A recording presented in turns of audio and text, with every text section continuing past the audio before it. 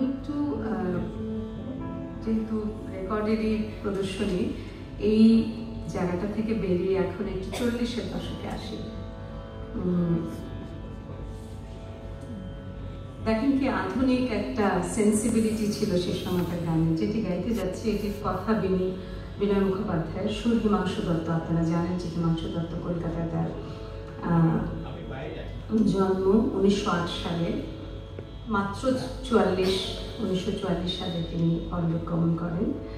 এবং গানটি যিনি গেয়েছেন অসামান্য উমা বসু, 21 না 22 বছর বয়সে টিউবারকুলোসিস হলো, যক্ষা হলো, মারা গেল।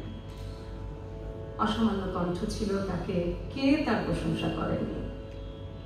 তো দিলীপ কুমার রায়ের, বিজেন্দ্রলাল রায়ের ছেলে, তার ইনি খুব প্রচুর তার লেখা গান উমা বসু রেকর্ড করেছিলেন।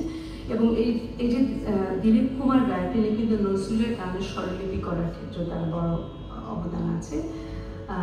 উমা বসুকে দিলীপ কুমার রায়ের ছাত্রী বলা চলে, যদি অন্য অনেকের কাছে তিনি গান শিখেছিলেন।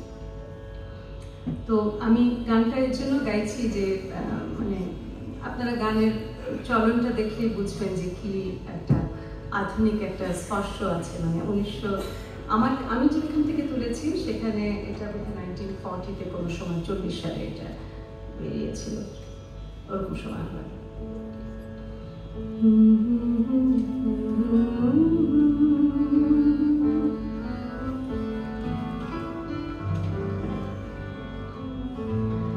আমি আবারও একটু ক্ষমা চাচ্ছি, ভুলভ্রান্তি হচ্ছে, যাই হোক।